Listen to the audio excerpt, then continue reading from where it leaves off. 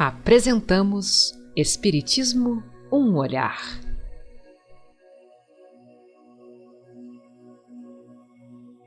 A evolução dos tempos e a doutrina dos espíritos. Neste estudo veremos aspectos culturais do século XIX, literatura, aqueles que construíram as letras como Madame de Staël, Victor Hugo, Victorine Sardou, Baudelaire, Verlaine, Balzac, Musset, René de Chateaubriand, entre tantos outros, num passeio belíssimo dos escritos e expressões dos mestres da literatura do século XIX e que buscavam a espiritualidade. Olá, meus amigos, olá, minhas amigas, de volta ao nosso estudo, hoje o estudo de número 4. Vamos falar sobre literatura no século XIX. Agradeço muito a vocês por estarem conosco.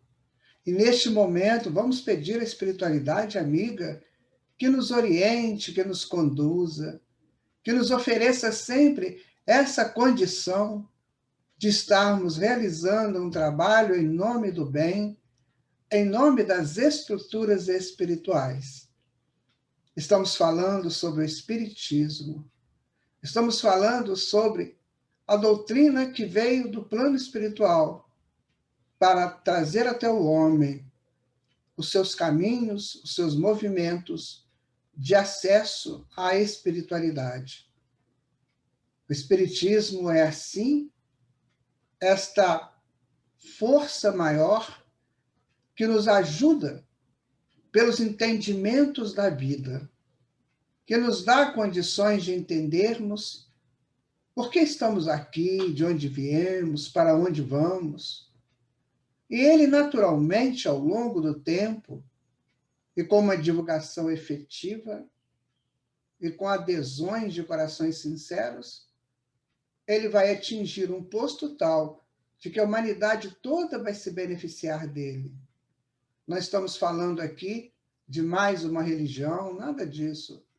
Estamos falando que todos os povos do futuro se basearão nos ensinos espíritas para se justaporem às leis divinas. Pode até colocar outro nome, mas o ensinamento básico será o que está contido na doutrina dos espíritos: a imortalidade da alma, a mediunidade, a reencarnação, a pluralidade dos mundos habitados, Deus como inteligência suprema, causa primária de todas as coisas, Jesus como governador espiritual do planeta e a lei de causa e efeito, que já foi dita por Jesus lá atrás, no Evangelho de Mateus, quando ele diz que Deus é justo e que dá a cada um segundo as suas obras. Aí está, então, a proposta da lei de causa e efeito. Em nosso estudo de hoje, como já foi dito aí para vocês, nós vamos falar sobre grandes literatos do século XIX. Nós vamos mostrar como que eles estavam clamando por um tempo diferente. E aquele tempo em que eles já se encontravam nele, estavam abrindo as portas para que, através das suas publicações em folhetins, chamasse a atenção do grande público para essa necessidade do encontro do homem com a sua espiritualidade. É isso que vamos mostrar no nosso estudo de hoje. Vocês vão observar que todos aqueles que viveram naquela época, e nós colocamos aqui apenas alguns, não todos, mas aqueles que viveram naquela época, muitas vezes boêmios, muitas vezes buscando naqueles espaços noturnos algo que justificasse suas vidas, algo que alimentasse suas almas.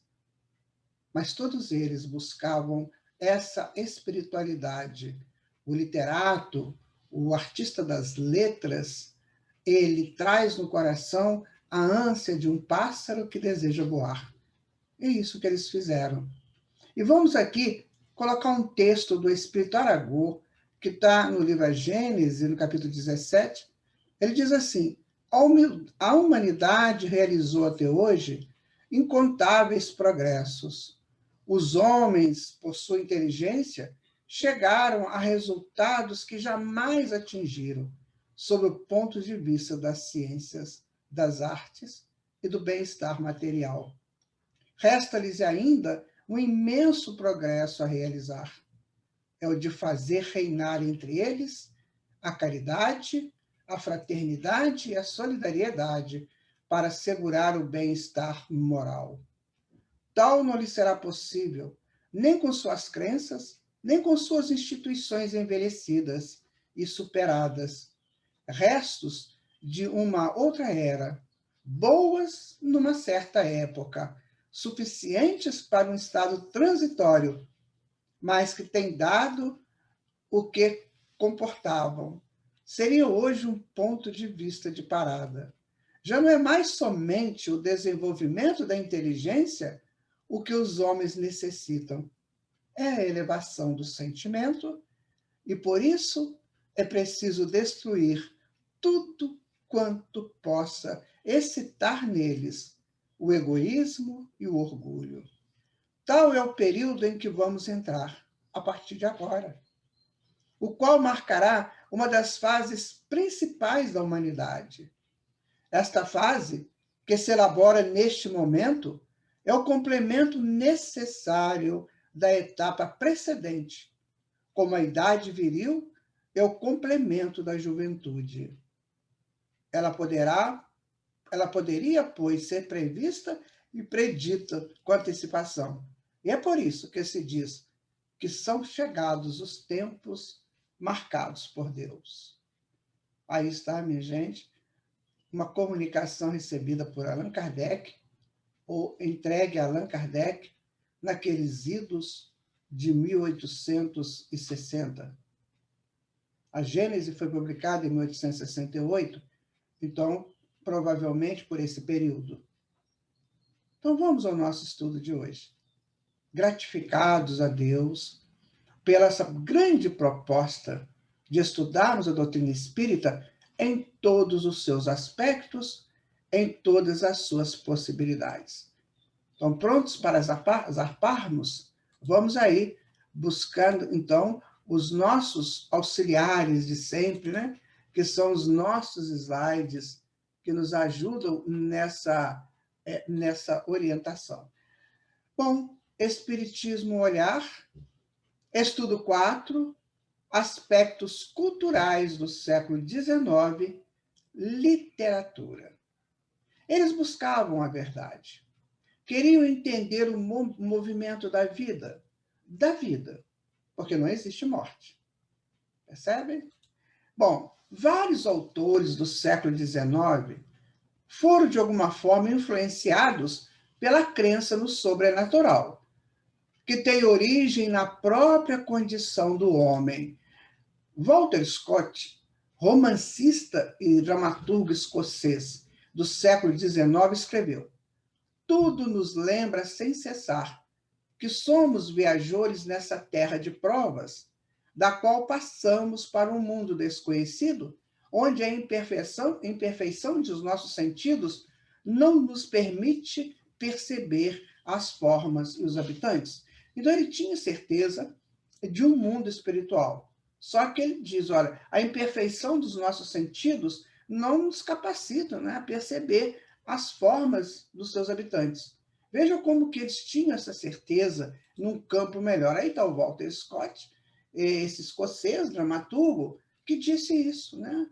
Então, tudo nos lembra, sem cessar, que somos viajores nessa terra de provas. Não somos daqui, somos apenas viajores, do qual passamos para um mundo desconhecido, onde a imperfeição dos nossos sentidos não nos permite perceber as formas e os habitantes. Então, já em 1830, uma grande curiosidade sobre o mistério começa a ganhar força. O magnetismo animal são realizados e estudados cientificamente. Temas abordando o desconhecido são amplamente explorados por artistas do século XIX. Então, os artistas do século XIX, nós vamos ver nas suas mais diferentes atuações, como na música, como nas artes plásticas, como nas óperas, no balé, no poema, na literatura, eles estavam buscando alguma coisa. Mesmer, já no século XVIII, ele estava estudando o magnetismo animal, que é um fluido próprio dos homens e que animam os objetos materiais, inclusive favorecendo para a cura de pessoas, uma vez que a enfermidade se caracteriza por uma disfunção das energias circulantes no duplo etérico e no corpo físico, e também no perispírito. Então, quando se tem um fluido capaz de organizar essas energias, aí estão as curas. Daí que o magnetismo começa a ser estudado por Mesmer no século XVIII, e embora ele tenha sido utilizado por toda a história da humanidade, no futuro, o homem se capacitará cada vez mais a entender essa força, essa fortaleza do magnetismo animal. Mas foi Mesmer que colocou, que deu início nisso. Weber e Hoffmann, escritores alemães, exercem grande influência sobre os escritores franceses, muito embora ainda não entendesse o processo de comunicação entre vivos e mortos, como denominavam. Começaram a escrever obras sobre obsessões, mundos maravilhosos e outros temas transcendentais. Isso também se verifica na música, na pintura, na arquitetura. Então você observa que o século XIX ele estava sendo absolutamente preparado, porque a humanidade, como diz o nosso Aragão, realizou até hoje incontestáveis progressos. Os homens, por sua inteligência, chegaram a resultados que jamais atingiram sob o ponto de vista das ciências, das artes, do bem-estar material. Mas restava ao homem o quê? Fazer reinar entre nós, né, a caridade, a fraternidade e a solidariedade, para nos assegurarmos um bem-estar social e moral. Então, as pessoas estavam buscando isso. E vejam vocês a importância de um escritor. O como que ele modifica pensamentos, o como ele consegue formar opiniões. E naquela época, usava-se os folhetins, como nós já tínhamos falado anteriormente, onde eles iam colocando os seus escritos periodicamente nesses folhetins. O La Presse, por exemplo, o jornal francês, usava muito esse esquema de colocar folhetins. E isso chamava a atenção das pessoas. Prendiam as pessoas para os capítulos seguintes. E aí eles iam dando essas informações sobre imortalidade, sobre possibilidade de comunicar com os mortos, né? Ou temas transcendentais, né? Bom, continuando, né? Então, a seguir, nós vamos estudar algumas dessas tendências. Então, vamos lá. Nós preparamos aqui alguns nomes para comentarmos um pouquinho sobre eles. Preste atenção. O primeiro deles é Madame de Staël. Essa figura, essa personagem histórica do século XIX, está muito nos livros espíritas, porque ela também ajudou muito, ela participou muito desse movimento, né? Então, ela é de 1766 a 1817, ela desencarna com 51 anos. Ela é francesa e escreveu várias críticas literárias, romances e ensaios. Os seus escritos tiveram forte influência na eclosão do romantismo na França e também marcaram o início da crítica literária sociológica. Por que nós estamos colocando isso? Para contextualizar a questão da literatura dentro do progresso humano, das apropriações de novos valores. Então, essa senhora teve todo esse trabalho, né, de trabalhar o romantismo, que foi uma fase da literatura, né, digamos, da humanidade ocidental, aí no século XIX. Né? Então, ela tinha essa crítica literária e crítica da sociedade. Ela tinha forte atração pelo lado místico. E numa de suas obras expõe uma espécie de misticismo poético, científico, em que o mundo material E o mundo espiritual, e o mundo ideal espiritual, ou o mundo, desculpe, ou o mundo espiritual se correspondam. Então, ela dizia assim, não, tem que ter uma correspondência entre o mundo material e o mundo ideal, que a gente chama de mundo espiritual. E, provavelmente, ela estava aí usando algumas informações platônicas do mundo das ideias, né? Que ela colocou o mundo ideal. Então, o mundo das ideias, esse mundo de onde promana tudo. Nós temos que entender isso. O mundo físico é uma cópia muito parca, muito infiel do mundo espiritual, que é o mundo da realidade. É como se nós observássemos assim alguma coisa só da superfície. E quando a gente chega no mundo espiritual, a gente vai ver a essência. Então, o mundo material seria uma aparência e o mundo espiritual a essência. Mas nós necessitamos de estar aqui no mundo material, porque nós temos que nos ajustarmos perante a própria vida. Veremos de viver muitos momentos futuros em que necessitaremos desse pré-requisito que estamos adquirindo agora no mundo físico. Por isso nós temos que reencarnar, por isso que nós temos que viver várias encarnações, para nos ajustarmos às vivências superiores quando atingirmos estágios superiores.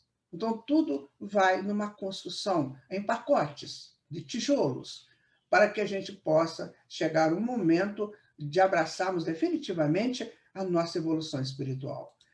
François-René de Chateaubriand foi outro grande literato, né? Ele nasceu em 1768, desencarna em 1848, e tinha 80 anos.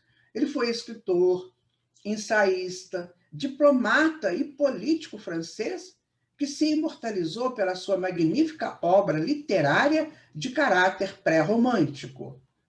O romantismo acontece na França no século XIX. Então, ele faz, né, esse trabalho de obra literária meio que trazendo a possibilidade dos espíritos atingirem esse período romântico. O período romântico, nós vamos estudar mais à frente, mas o período romântico caracteriza-se por uma adequação do homem a si e às propostas que a vida lhe oferece. Então, ele vê a vida um pouco menos árida, um pouco menos guerreira, um pouco menos de necessidade de avanços territoriais abruptos. Não, ele já vê a vida agora com uma justa posição entre ele e as possibilidades naturais que envolvem o todo. Um autor que busca seu lugar dentro da essência da vida. Foi um apologista da doutrina cristã e um apaixonado pela vida em detrimento da morte. Ele escreveu: a morte é bela, ela é nossa amiga.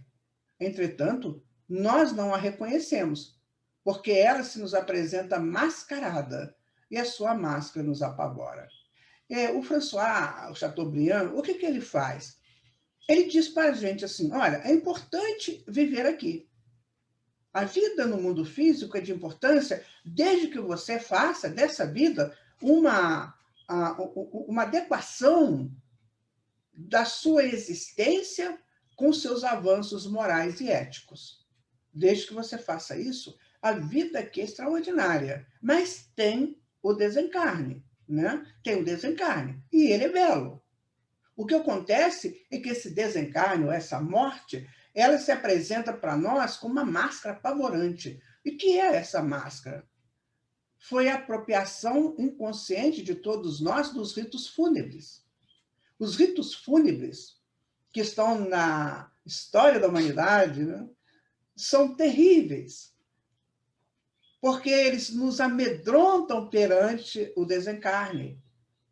Por isso que as pessoas entram de luto, por isso que as pessoas choram pelos seus entes que eles dizem que perderam, por causa dessa máscara da morte. Chateaubriand foi muito feliz quando ele disse isso.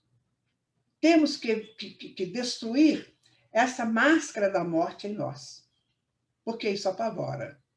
E nós temos que viver uma vida plena. Então, essa é a proposta dele.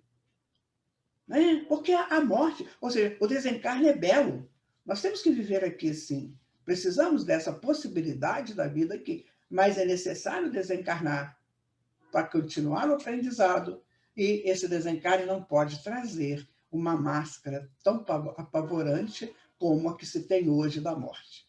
Veja que interessante o pensamento do Chateaubriand. Victor Hugo, esse grande escritor, muitas vezes ele é difícil de ser comentado pela a complexidade dos seus escritos e da sua vida, né? Então, ele de 1802 a 1885, ele viveu 83 anos.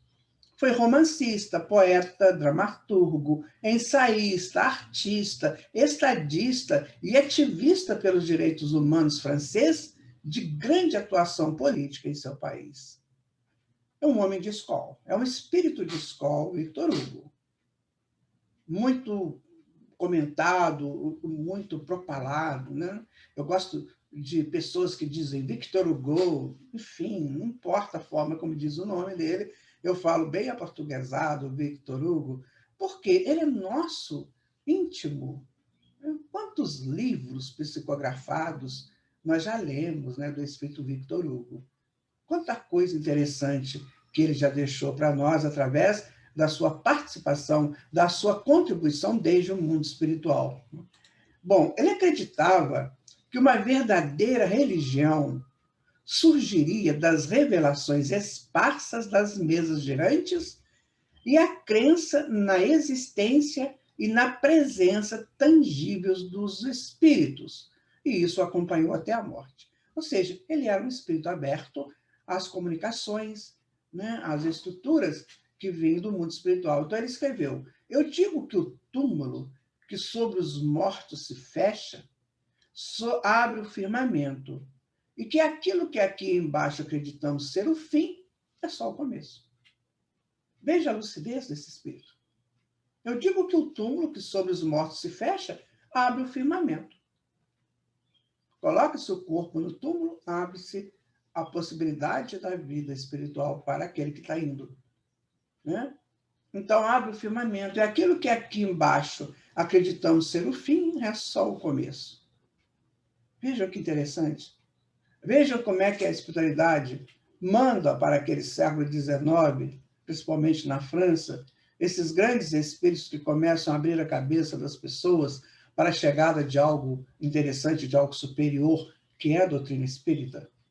E eu te convido a fazer outras pesquisas também, para ver se eles estavam abrindo a cabeça de quê? Só da ciência? Só da tecnologia? Provavelmente sim. Mas era preciso, como diz Arago, né, fazer com que os homens exercessem a caridade, exercessem a fraternidade e a solidariedade, né? Só isso que assegura um bem-estar social. E eles estavam trazendo essa informação, né? O seu grande romance, Os Miseráveis, lembram? Quem ainda não leu, né? A história de João Valjean, enfim, é um livro bem interessante. Agora eu vou fazer uma coisa. Eu tenho um grande amigo, é um ator extraordinário. Ele mora na cidade mineira de Leopoldina, ele se chama Kiko Locasso. Eu vou pedir ao Kiko que fale alguma coisa sobre Victor Hugo para nós. Preste atenção. Victor Hugo é um gênio da literatura do século XIX. Estudou o Espiritismo e escreveu Os Miseráveis. Homem como poucos. Aqui algumas de suas ideias. Há pensamentos que são orações. Há momentos que, seja qual for a posição do corpo, a alma está de joelhos. A franqueza não consiste em dizer tudo o que se pensa, mas em pensar em tudo o que se diz.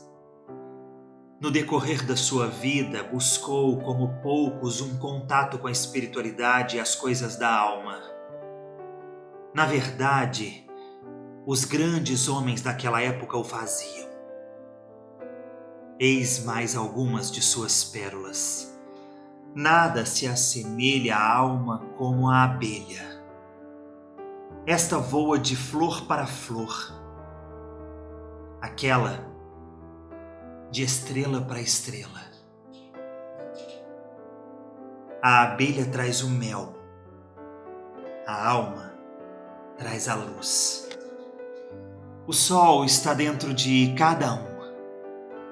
Acreditar em si mesmo é o caminho para a luz e o brilho que irradia da própria existência e acalenta a crença em nós mesmos. Acreditemos no próprio sol. Ele está no eu e ilumina o tudo e o todo.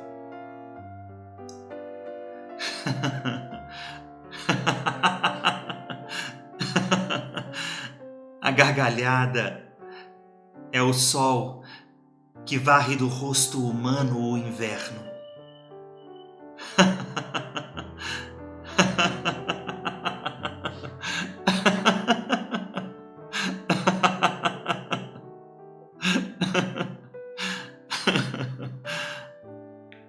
Sobre a felicidade, ele nos diz: não busque a felicidade muito longe de você.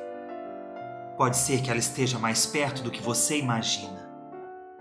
Apenas tente ser feliz, faça o que te der vontade e não se importe com o que os outros dizem sobre você. Porém, não diga nada sobre os outros. Não faça com o próximo o que não quer que seja feito com você. Bem, retornando ao nosso estudo, vamos agora a um outro escritor, Alfred de Musset. Antes eu quero agradecer ao Kiko, claro, pela sua participação fantástica, bonita, linda, segura. Muito obrigado, Kiko. Alfred de Musset. Quem seria essa pessoa? Vamos pensar?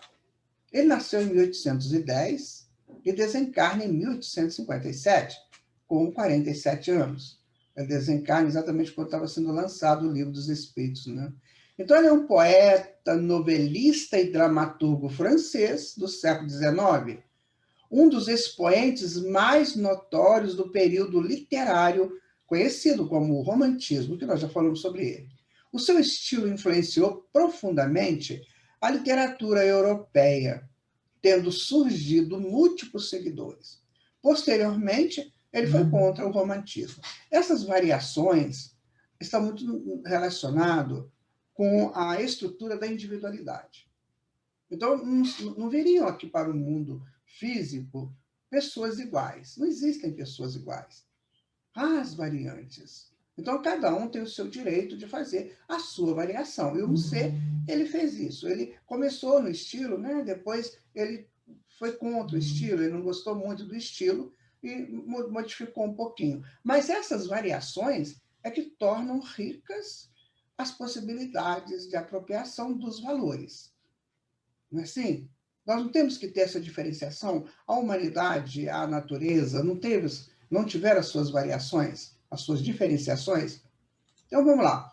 Ele preferiu optar por um caminho em que dominam as emoções profundas e sinceras que tocam o coração.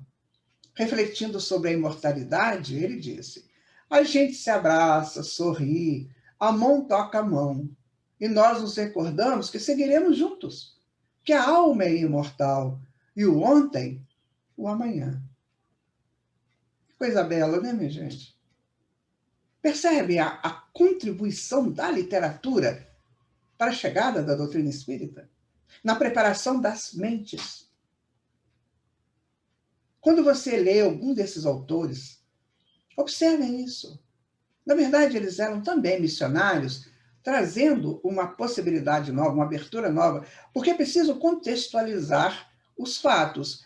Vejam vocês, nós estávamos vindo de um período de extrema racionalidade, que foi o iluminismo, da Revolução Industrial também, que colocou as pessoas dentro de fábricas fechadas, sem, às vezes, a mínima condição de refletir, de pensar. Depois veio o iluminismo, que ele fala mais para pessoas de um certo nível intelectual. E esses autores, né, eles vieram com seus romances, contando o dia a dia, contando as paixões, contando os desejos daquelas criaturas simples, que podiam ter acesso, porque muitos eram colocados em jornais, e ali eles estavam alimentando aquelas almas simples e frágeis, às vezes, para as suas conquistas, para a apropriação dos seus valores. Então, eles vão falando de vida imortal. Então, nós nos recordamos e que seguiremos juntos, que a alma é imortal. E o ontem e o amanhã. Veja você, aquela pessoa simplesinha da periferia das grandes cidades, que lesse uma coisa dessa. Que às vezes estavam sofrendo, que às vezes estavam dificultados na vida, e de repente fala, você é imortal. Depois você vai encontrar de outra maneira. Muito interessante, né, minha gente? É um estudo muito interessante. Charles Nodier, que foi um outro grande escritor francês, né? Ele nasceu em 1780 e desencarna em 1844, com 64 anos de idade. Então, é um escritor francês do século XIX, a que se atribui grande importância dentro do movimento romântico.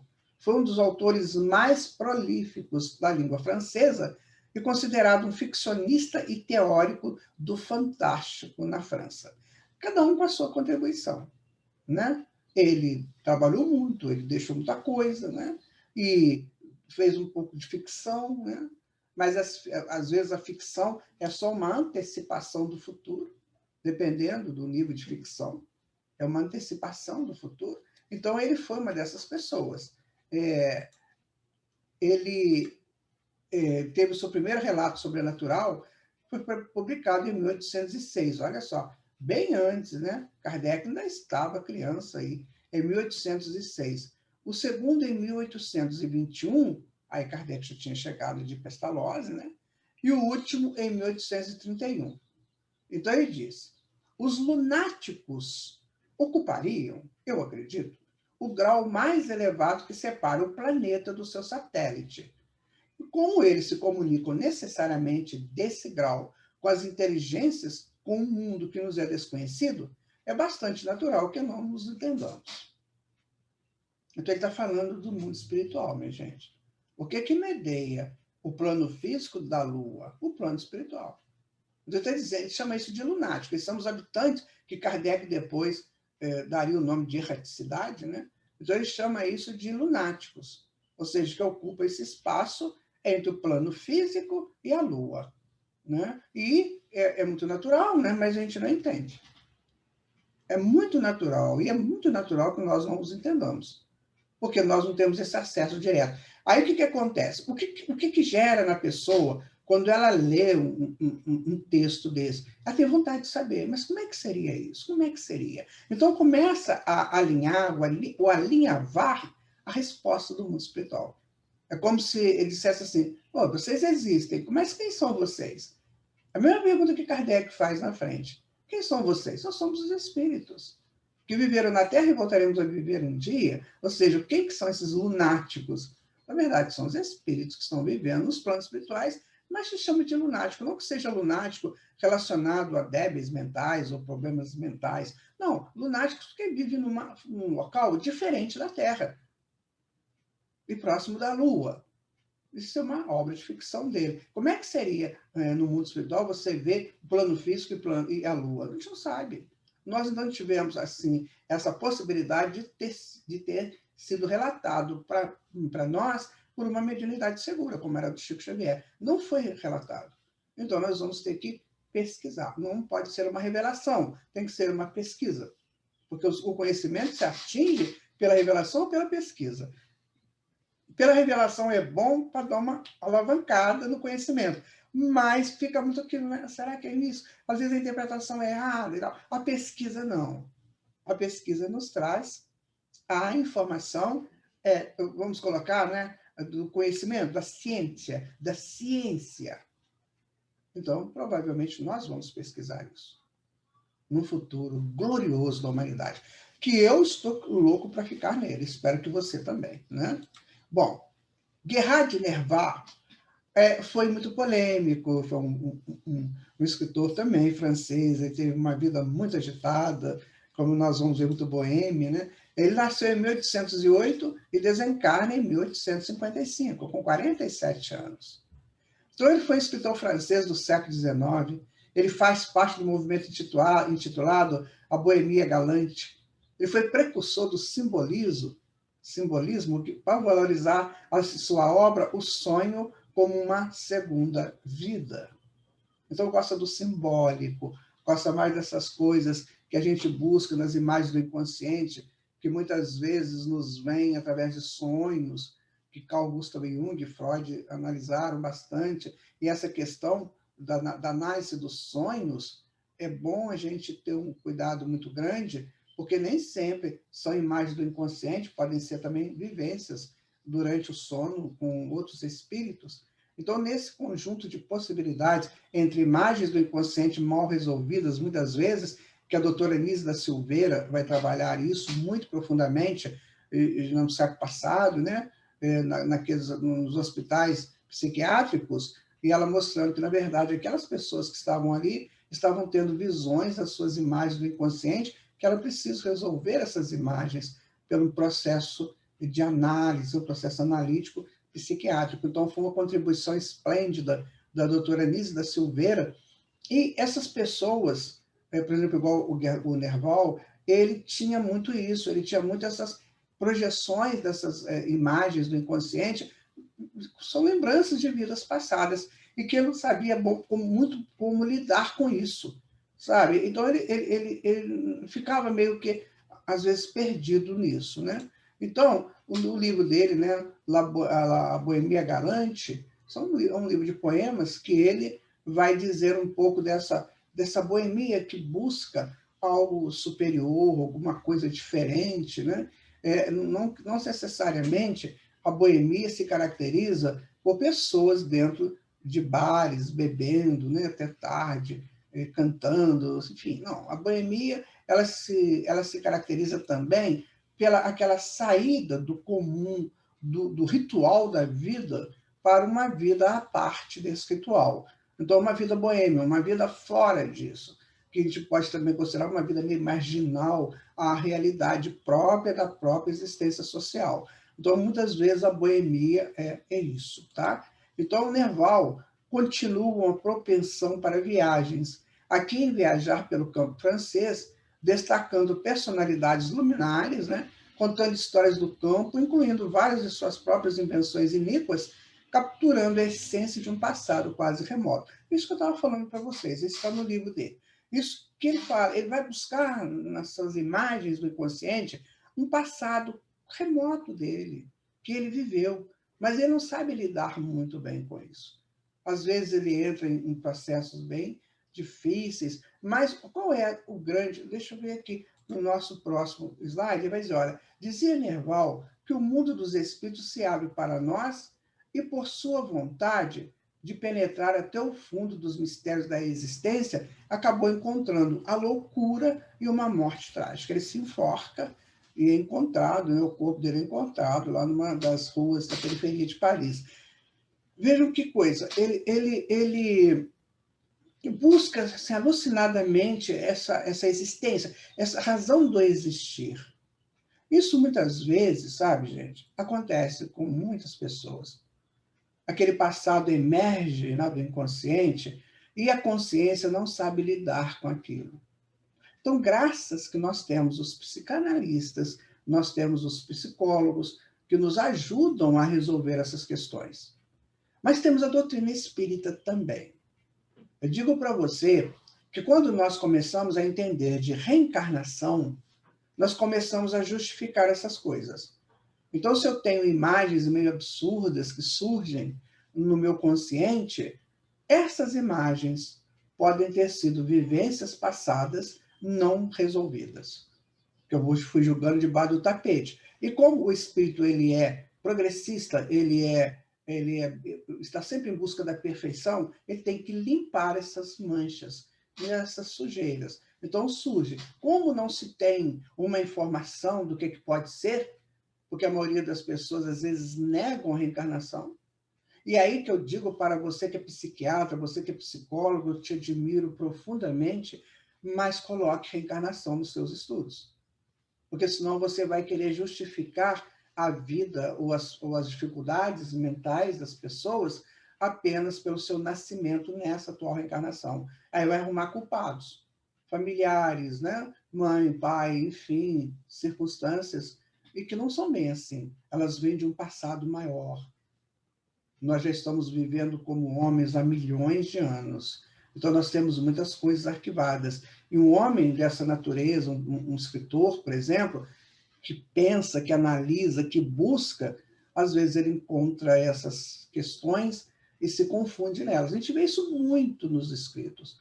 Muitos escritores que acabaram deixando ideias negativas, porque encontraram com o seu passado e não souberam resolvê-lo. O Gerard de Nerval, aconteceu isso com ele. Então ele disse, olha, eu não sei explicar que, em minhas ideias, os acontecimentos terrestres podiam coincidir com sobrenaturais. Isso é mais fácil de sentir do que evocar claramente. Ou seja, ele sabia que estava tendo uma justaposição, né, do inconsciente com o seu consciente.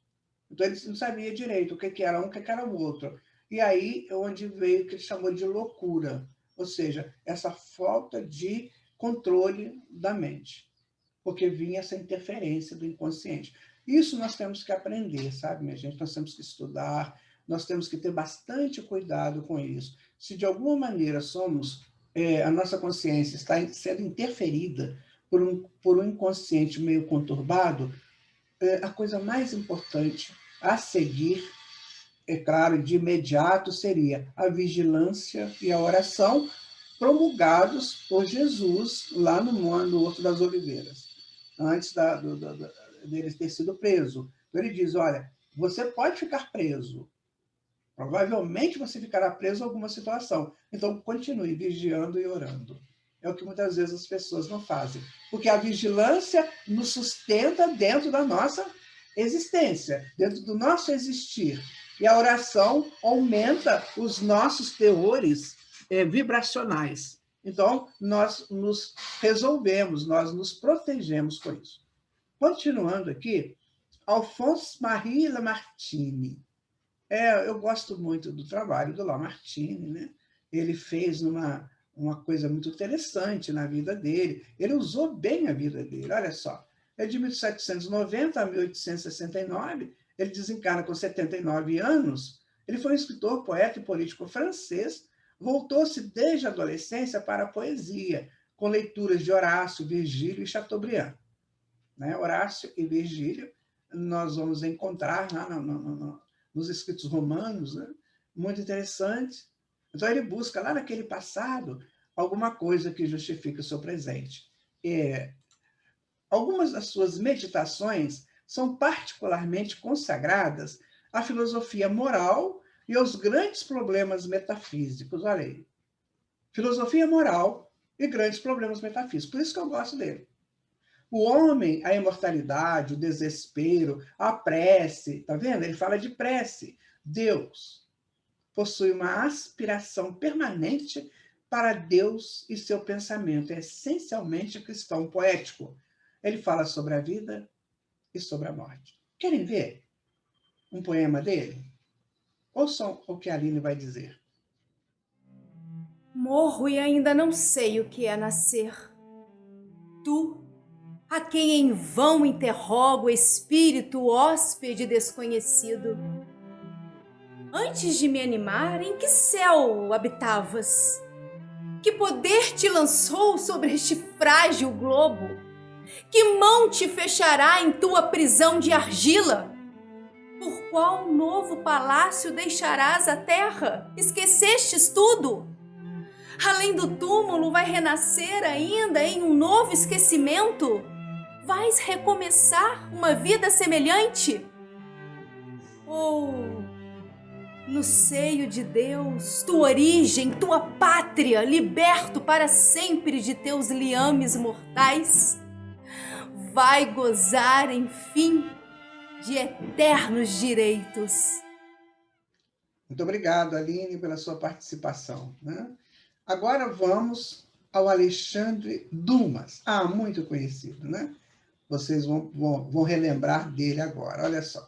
Ele é de 1802 a 1870, desencarna com 68 anos. Ele é um romancista e dramaturgo francês, né? Então, ele escreveu os livros, né? Os Três Mosqueteiros e o Conde de Monte Cristo, que são clássicos, né? Do romance de capa e espada, ou seja, dos grandes cavaleiros, né? Com suas espadas, suas esgrimas, e é de grande aceitação popular. Quem não conhece os Três Mosqueteiros? Quem não conhece o Conde de Monte Cristo? Esses clássicos maravilhosos, né? Onde ele buscava colocar essa busca incessante da criatura pela sua libertação, pela força, pela estruturação da sua força.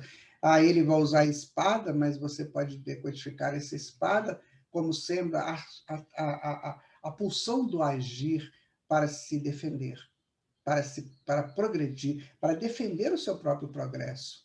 Então, Alexandre Dumas, ele contribui muito com isso, né? Aqui está, né, Os Três Mosqueteiros, né? Que é um livro muito comentado, né? Colocado em filmes, né? E o Conde de Monte Cristo, que são as suas obras principais, né? Que a gente possa dizer. Então ele disse, olha, eu creio em um Deus infinitamente poderoso e bom. E disse mais, o trabalho é a destinação do homem. Eu sempre falo isso, minha gente. Parem de buscar no seu trabalho só o seu ganho material, só o seu dinheiro de sobrevivência. Parem com isso. Avancem. Sejam um pouco superiores. O trabalho é a destinação do homem. Toda virtude decorre do trabalho, como todo vício da ociosidade. Vejam que interessante. Deus deu a um a força física e a outro ele deu a força intelectual. A preguiça é um crime social. Está vendo como essas pessoas são importantíssimas?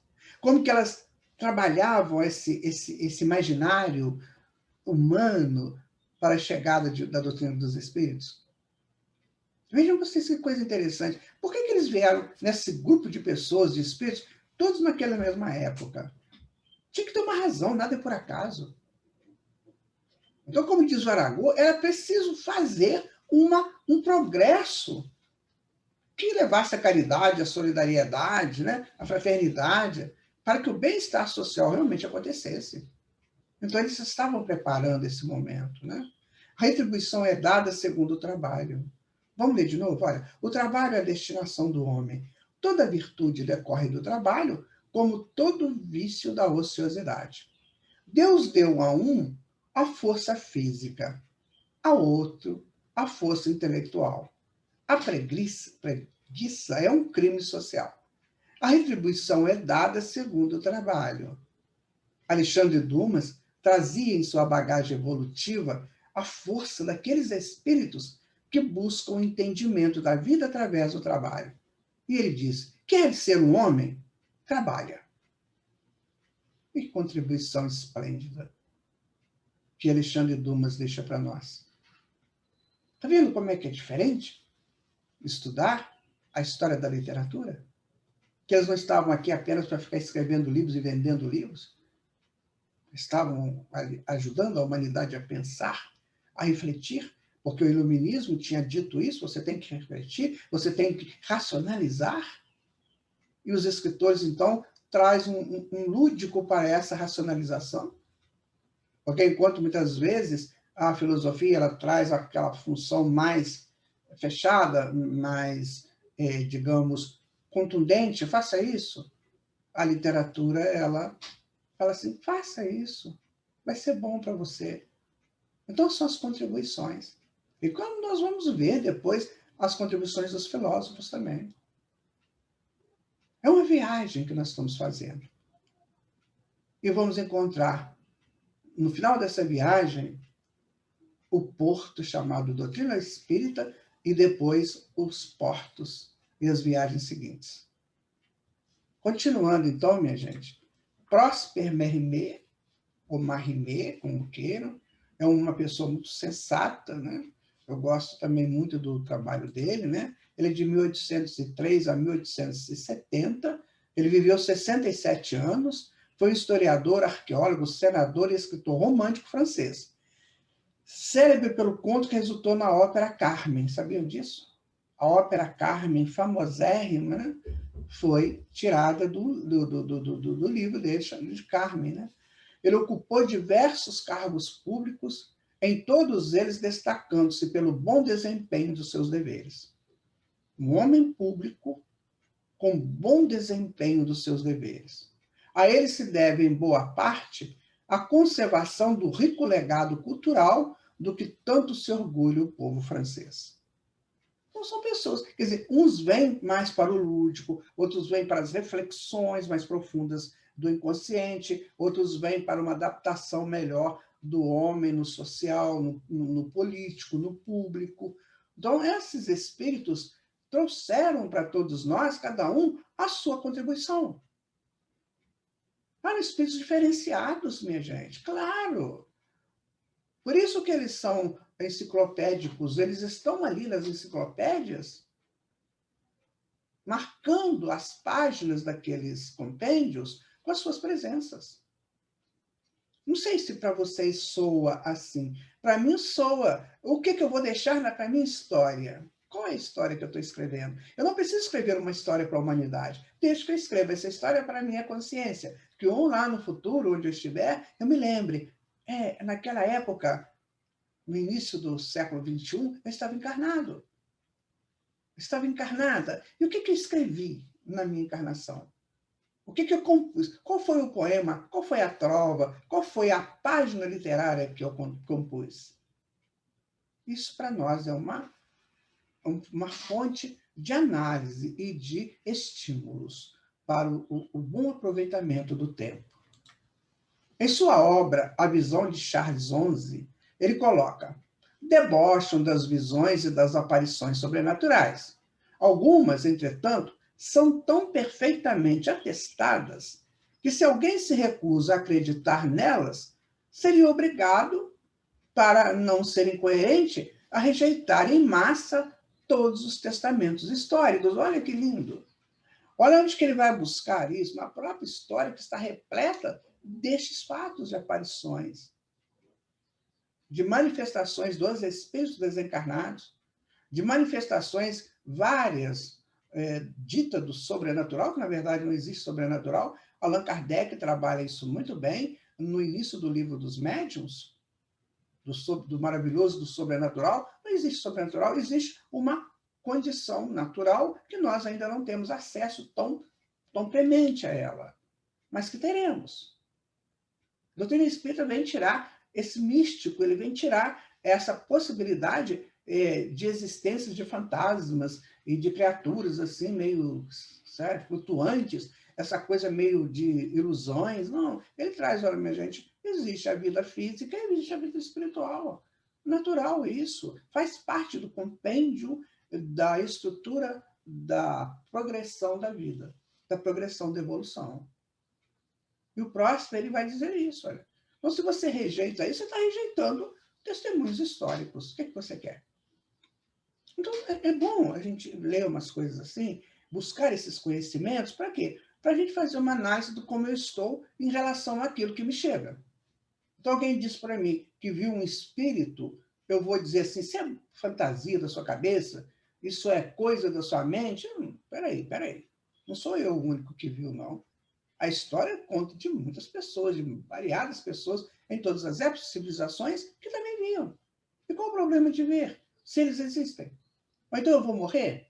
Qual é a vantagem de ter vivido uma vida tão dificultosa, de seguir tantas regras da moral, seguir regras da sociedade? Para quê? Para eu morrer? Então, esses autores, eles nos trazem para pensar, como o Marimé, ele vai dizer, você vai rejeitar, então, todos os testemunhos históricos. Aí está o livro dele, né? A Visão de Carlos XI e outros contos do século XIX. São literaturas que vale a pena a gente, né, ler, a gente ver, porque são pessoas que estavam fundamentando uma nova fase da história da humanidade. Muito bons, são muito interessantes essas leituras. O próximo nosso é o Théophile Gautier. A figura dele é interessante, né? Ela é meio assim, expansiva, né? Então, quem foi Théophile Gautier? Ele nasceu em 1811, desencarna em 1872, com 61 anos, né? foi escritor, poeta, jornalista e crítico literário francês.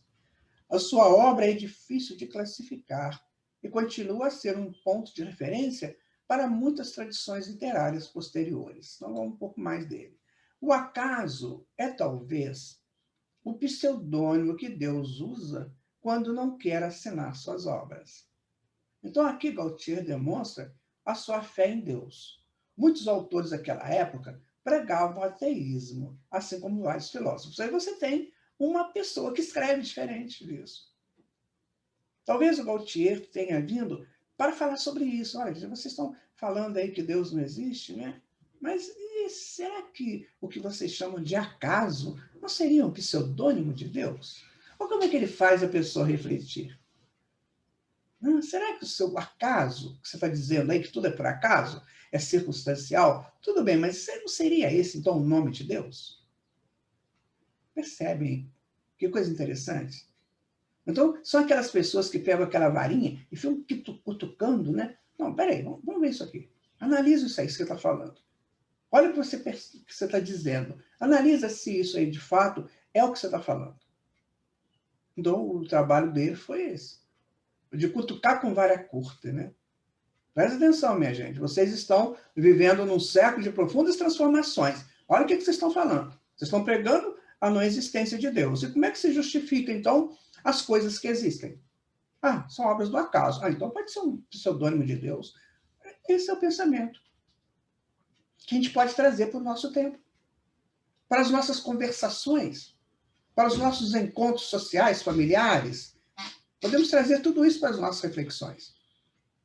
Se eu tenho essa dúvida de Deus, às vezes a gente assiste filmes interessantes. A pessoa fica grávida, uma mulher fica grávida e ela está colocando toda a sua força, sua função, né, do existir naquela criança que vai chegar.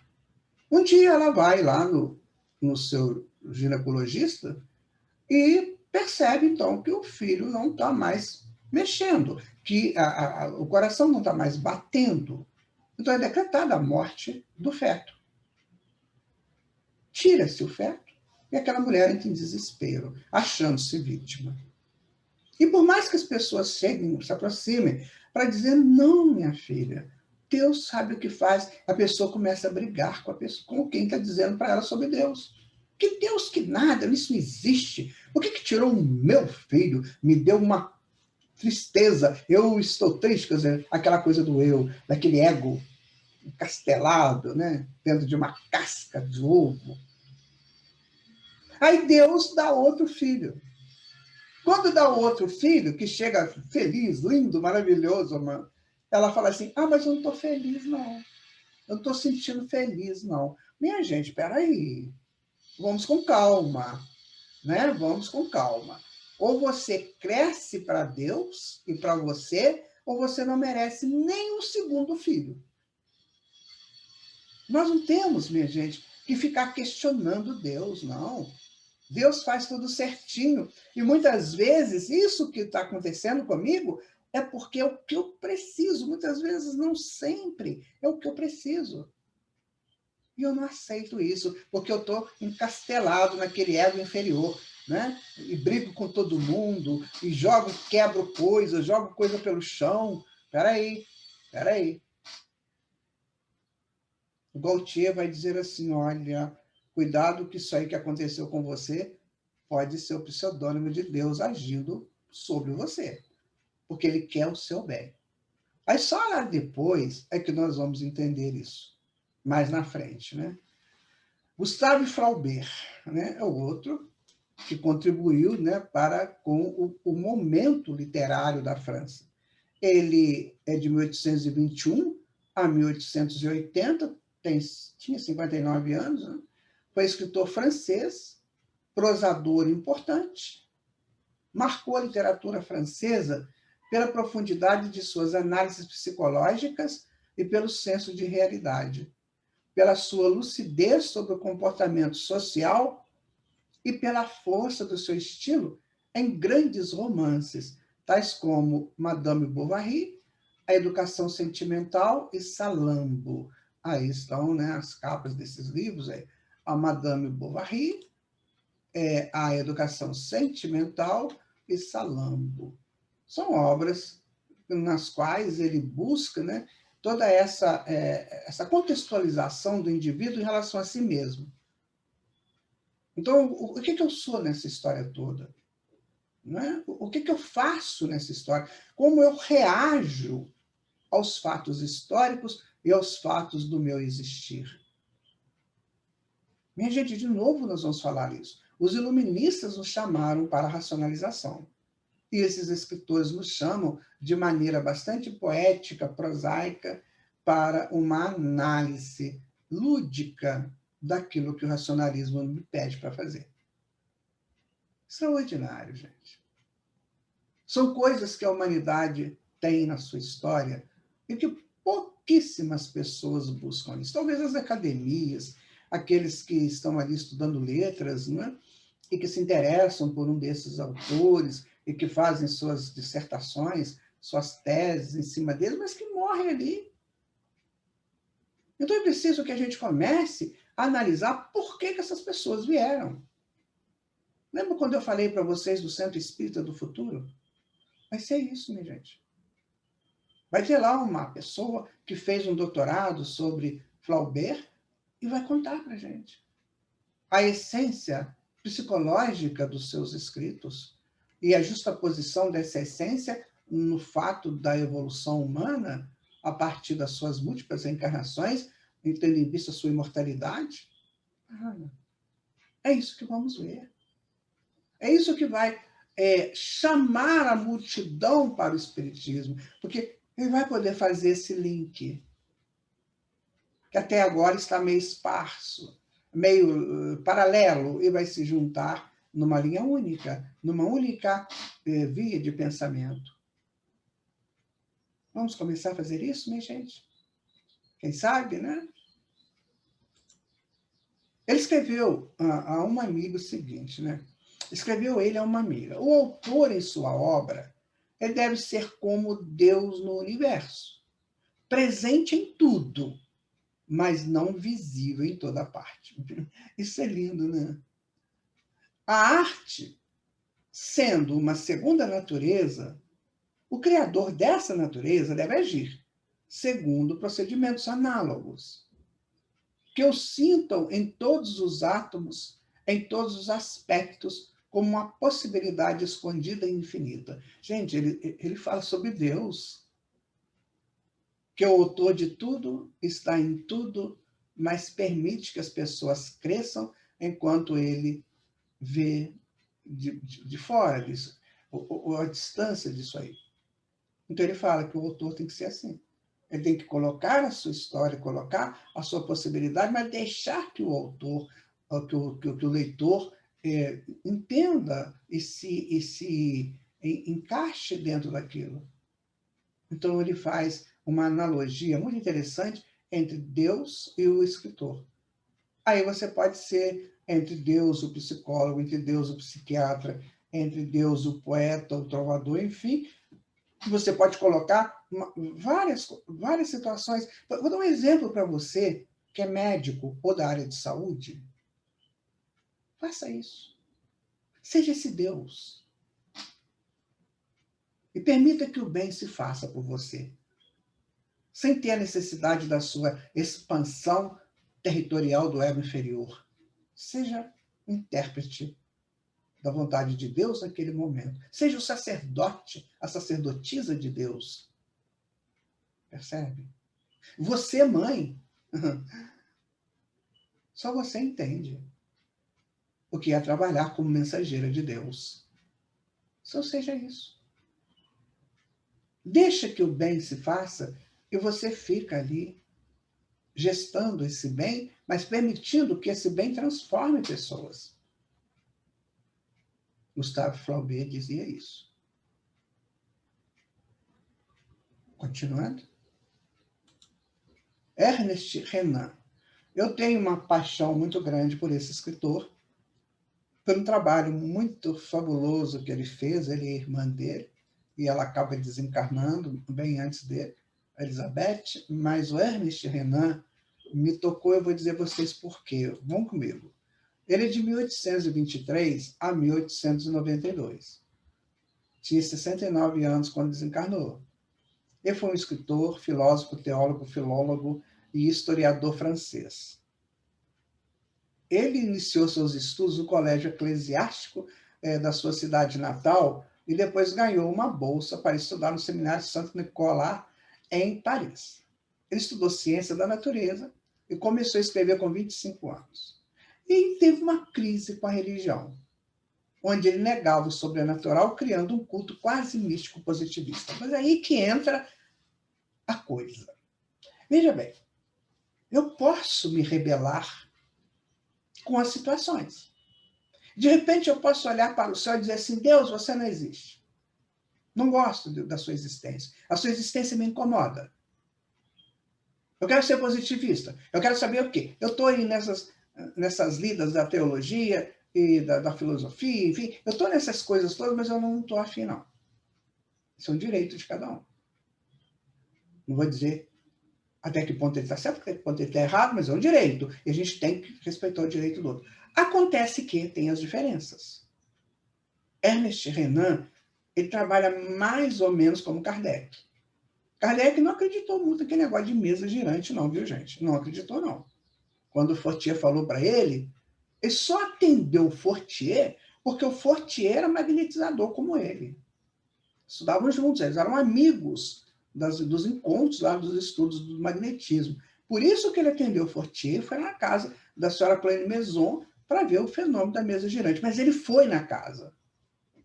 Então ele não acreditou, mas foi atrás para saber o que é. Mesma coisa fez o Ernest Renan. Ele não acreditou, ele começou a não acreditar nisso, sobrenatural, mas o que ele faz? Ele vai lá nos departamentos, né, públicos, políticos e administrativos de Paris e pede uma bolsa. Aqui, eu estou a fim de ir para a Palestina para pesquisar esse tal Jesus de Nazaré. Vocês me dão uma bolsa para eu ir para lá, fazer uma pesquisa?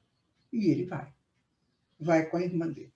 A irmã dele acaba desencarnando porque ela pegou um fungo no manuseio de manuscritos antigos, ela acabou pegando um fungo e desencarna. Então, o Ernest começa a buscar os caminhos de Jesus.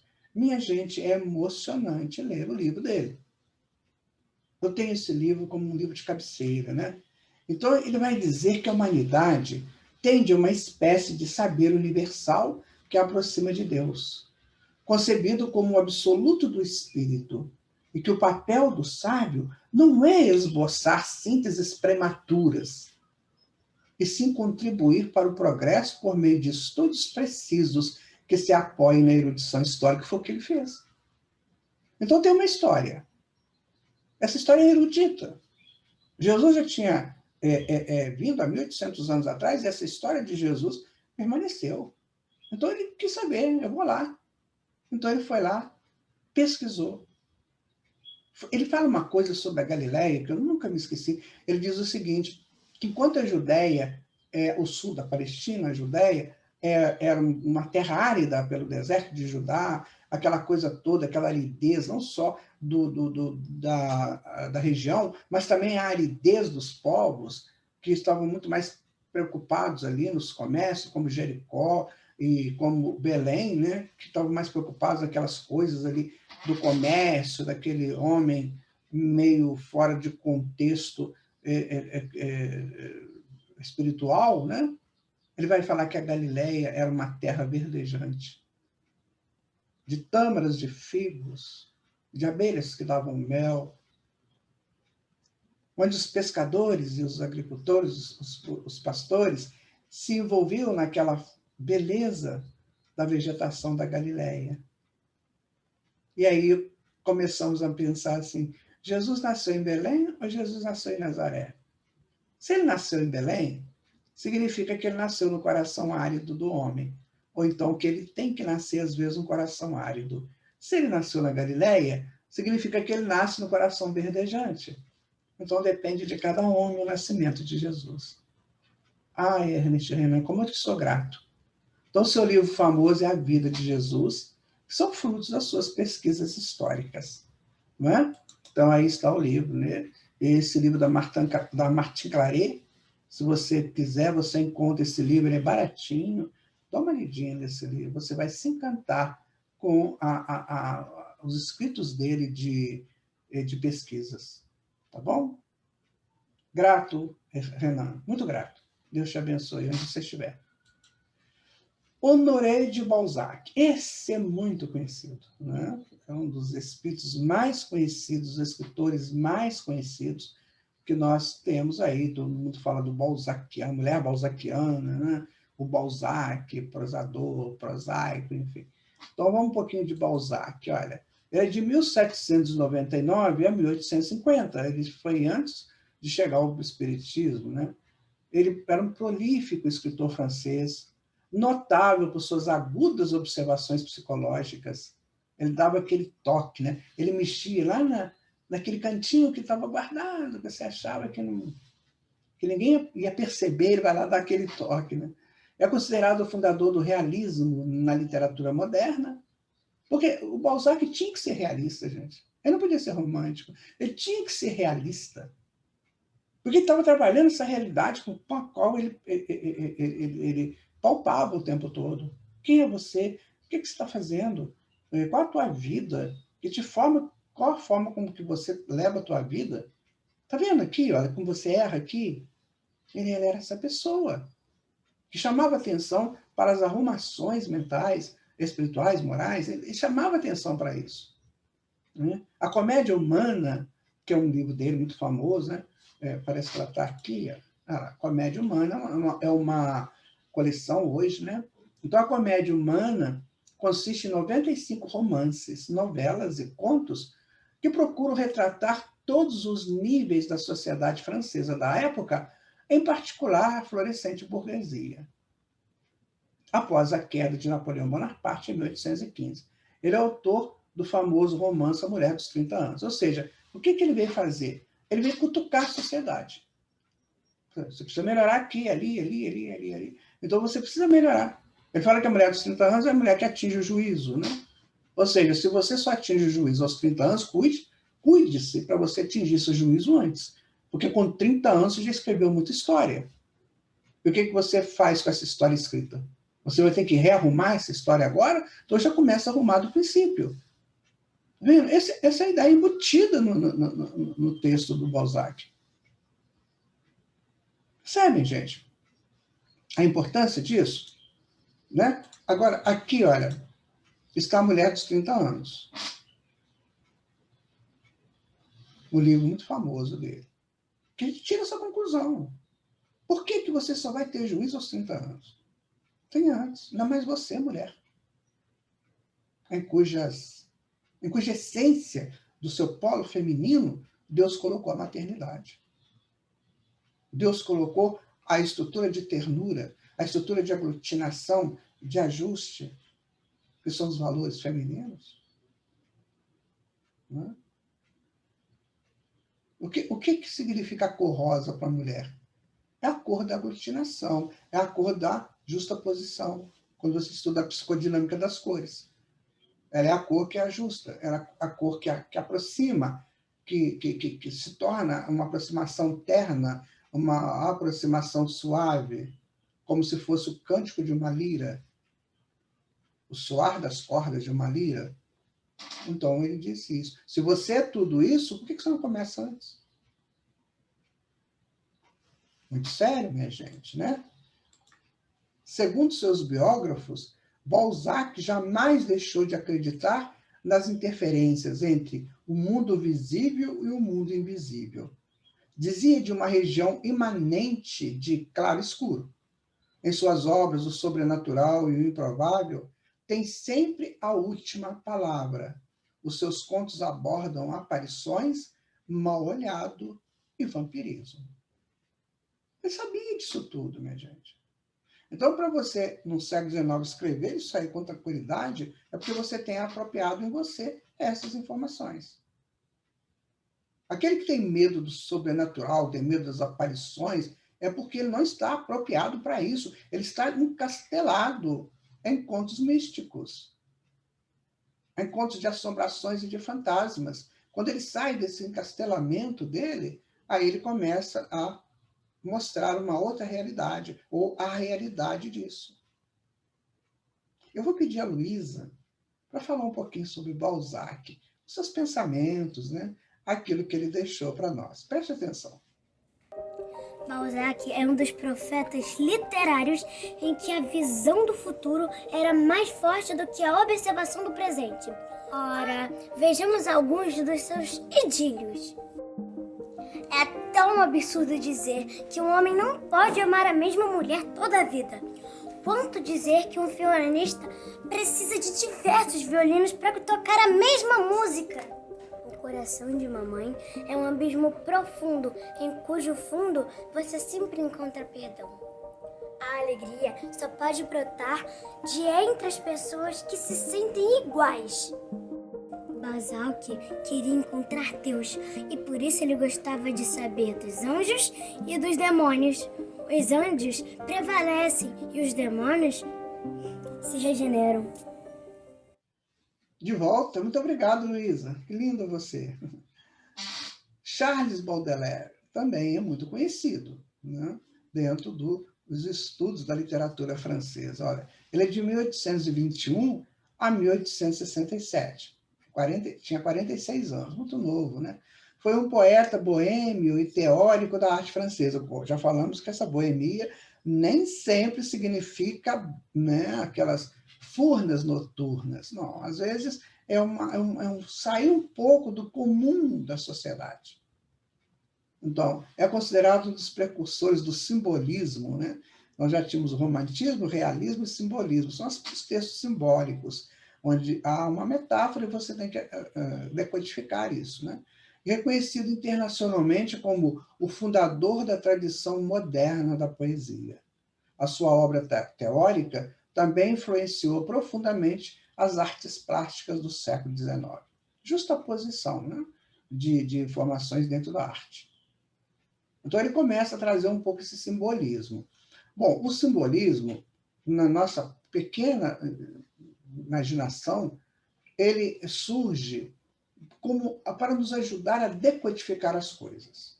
O Jung tem um livro, né, chamado O Homem e seus Símbolos, onde ele traz essa questão do simbólico enraizado no nosso inconsciente. Então, nós às vezes, arquivamos no inconsciente uma história, um fato, através de um símbolo. Por exemplo, houve uma vida em que eu vivi numa situação muito precária, eu só tinha uma choupana, e nessa choupana eu vivi fato tal, que me marcou, e ali esses fatos aconteciam às noites, e eu tinha uma candeia, eu tinha uma lâmpadazinha, uma candeia, que iluminava que aquilo acontecesse. Então, o que ficou mais forte nesse enredo todo, ou nesses elementos, era a candeia. Então, eu arquivo a candeia, como se a candeia me trouxesse a história de volta do que aconteceu. A candeia é o fato principal, o símbolo principal. Então, quando você estuda simbolismo, você busca isso, você busca a decodificar esses símbolos que nos tornam marcantes. Observa que você tem símbolos que vêm constantemente à sua mente. Às vezes você vê, assim, do nada você vê uma casa antiga, uma construção antiga, ou um lugar diferente, é o símbolo que o seu inconsciente tem marcado, guardado, de algum fato que aconteceu ali. Essas histórias, quando elas surgem para o inconsciente, elas vêm com cor, vêm com cheiro, vêm com ação, vêm com movimento, né? Então, ela parte daquele símbolo para você entrar dentro dele. Você quer ver um símbolo muito importante, muito famoso, a mandala. Né? A mandala é um símbolo de um acontecimento, sempre quase espiritual. Um crescimento espiritual, as fases de um crescimento. Então, esse símbolo ele é muito profundo. E nós pensamos, né, que com o avanço da nossa evolução, nós vamos sempre decodificar esses símbolos da maneira correta. Então, eu não vou perder nunca a minha história de ter vivido na choupana, com grandes acontecimentos noturnos à luz de uma candeia. Isso não vai acabar nunca. Mas quando eu lembrar de um símbolo desse, eu vou lembrar do que aquilo representou. Foi bom ou foi ruim? Aquilo me gratifica, mexe com os meus afetos ou os meus desafetos. Então, o símbolo faz esse trabalho. Tá? Então, quando você consegue, um autor, que sabe lidar com isso, como foi o caso de Jung, principalmente, né? Freud também. Então, você tem aí o Baudelaire, que fazia esse estudo, agora já na literatura, já não só naquele caminho mais profundo da psicologia, mas agora já num caminho mais lúdico da literatura. Mas tudo representando a mesma coisa. Ou seja, o homem precisa se ajustar perante os seus símbolos. Ele tem que se ajustar perante os seus símbolos. O que é marcante nele? Qual o símbolo que o marca mais? Né? Por exemplo, nós temos muitos símbolos da nossa infância, muitos. Por quê? Porque era uma época de conforto da nossa família, vou dizer num sentido mais geral, de conforto da nossa família ou não. Às vezes eu não tive o conforto que eu precisava. Por isso que muitas vezes essa questão que acontece negativo na nossa infância, nós guardamos aquilo e chamamos isso de trauma, porque é um símbolo não resolvido. Né? Por que eu tenho um símbolo não resolvido? Porque eu não consegui ainda me deparar com ele, conversar com ele. Eu gosto muito da Joana de Ângeles, quando ela diz assim, converse com os teus fantasmas. Converse com os teus fantasmas. Não deixe seus fantasmas ficarem alinhados em você, através de um símbolo que te perturbe. Traga esse símbolo para frente. Olha, na minha infância, teve um momento assim que não foi bom. Vamos resolver isso? Por que aconteceu? Eu era criança, eu não sabia como é que eu lidava com aquilo, eu não tive a proteção, eu fui agredido ou agredida, mas agora eu tenho que resolver porque agora eu sou outra pessoa. Isso não faz mais parte de mim. E pronto, acaba com o símbolo, acaba com o trauma. É assim que a psicologia faz, a psiquiatria faz. Né? Então, esses poetas, esses autores simbólicos, eles faziam isso, eles cutucavam o símbolo humano. Quais são os símbolos da humanidade? Né? Geralmente associado a primitivismo, selvageria, a mitos, a lendas, a conquistas territoriais, guerras, buscas, né, de expansões. Então, isso aí é o símbolo, praticamente o símbolo quase que geral da humanidade e os seus romances, né? As suas vidas, as suas buscas, as suas paixões. Tudo isso é simbólico. Então, é preciso resolver isso. Baudelaire trouxe essa possibilidade dessas soluções simbólicas mal resolvidas em nós. E aquelas que são ótimas, maravilha, nos capacitam, nos fortalecem. Disse ele, olha, os verdadeiros viajantes são os únicos que partem simplesmente. A verdadeira fuga interior que se empreende não é porque se é tentado, mas porque se está nauseado por qualquer coisa ou da própria vida, já sem esperança. Então, ele está sem esperança na vida. Por quê? Porque alguma coisa está acontecendo. Então, busca solução para isso. Porque senão você vai para o suicídio. Uma fuga terrível. Uma fuga perigosíssima, que vai te escravizar por talvez até séculos. Não busca o suicídio de forma nenhuma. Veja o que está te atrapalhando e busca a solução para isso. Encare-se. Veja-se, arrume-se, conheça-te. É isso que ele está propondo, né? Sabia da responsabilidade da vida e da jornada imortal, e alternava suas propostas, deixando ao leitor o direito da escolha. Então ele fala do vinho, da poesia ou da virtude, mas embriaga-te. Sabe o que acontece? Nas máximas délficas, que a gente já estudou, não tem nada em excesso. Essa é a norma. Vós sois o sol da terra, é a norma. Agora, quando a pessoa está meio fora da norma, às vezes ele tem que ir ao excesso para ele ver o erro que está cometendo. Mas isso é uma atitude drástica, máxima. Então, embriaga-te do vinho. Você vai ficar um bêbado, um alcoólatra. Aí você vai ver que não vale a pena beber. Embriaga-te da poesia. Poesia é maravilhosa, mas você não pode ficar embriagado por ela. Você tem que usá-la como um recurso, como uma ajuda da interação entre o hemisfério direito e esquerdo do cérebro. No ponto certo. E a virtude. Virtudes são forças. Se você tiver, né, muita força, você não souber controlar essa força, você pode cometer enganos. Mas ele está dizendo, mas viva isso. Viva e te conheça a partir daí. Essa é a ideia do Baudelaire. Não é lindo isso, estudar isso? Você já tinha pensado alguma coisa semelhante? Continuando, olha. Paul Verlaine, ele é de 1844 a 1896 e tinha 52 anos. É considerado um dos maiores poetas do simbolismo francês, a mesma coisa. A sua vida tumultuada o levou a embates perigosos na Inglaterra e na Bélgica. Essas pessoas são muito polêmicas, né? Porque eles querem falar uma coisa, gente, que às vezes a humanidade, a sociedade não está pronta para isso. Aí tem polêmicas. A sociedade quer viver o dia a dia dele comum, né? Ele não quer saber.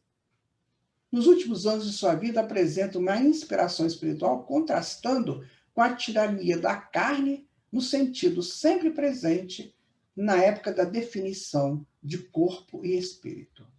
Então, ele apresenta uma inspiração espiritual, né, que contrasta com a tirania da carne. Preparando, gente, essa história, né, de carne e espírito, de corpo e espírito. Né? Veja como é que essas pessoas tiveram as suas necessidades de existir. As principais características do simbolismo são elementos místicos e transcendentais, subjetividade, musicalidade e presença de figuras de linguagem, como a sinestesia. Sinestesia é aquele negócio de você falar assim, o doce perfume da pétala. Você põe sentidos, né, diferentes para uma mesma significação, ou para o mesmo significado. Então, o simbolismo faz isso, ele busca, ele vai lá embaixo, pega o teu simbólico guardado e vem para cá, vamos conversar sobre isso. O que isso transcende de você? Por que você tem essa subjetividade? Né? E como esse símbolo vem com música, ele vem com sons, né? Então vai fazendo as figuras de linguagem. Veja que interessante, né? Como que esses autores ajudaram na apropriação da época para o projeto, né? Da vida da doutrina espírita. Por que, gente, que vem da doutrina espírita? Porque o espiritismo precisava de pessoas que pensassem assim. Pessoas que se resolviam, que se resolvessem perante todas as suas necessidades. Então, esses autores, eles traziam propostas de uma natureza superior, assim, como se fosse aplanando a terra, né? Aquela coisa de você preparar o terreno para a semente poder cair nela. Foi isso que eles fizeram. E nós vamos ver isso na música, nas artes plásticas também. Disse ele, "Sê bendito, meu Deus, que a fé cristã me deste, nessa quadra feroz de sombra e de rancor", que é o mundo, né, gente? "Dai-me forças, porém, dai-me audácia celeste, de te ser sempre fiel, como um cão, Senhor, seu cordeiro eleito e ovelha seguindo sempre o pastor." Olha o que esse homem queria, gente.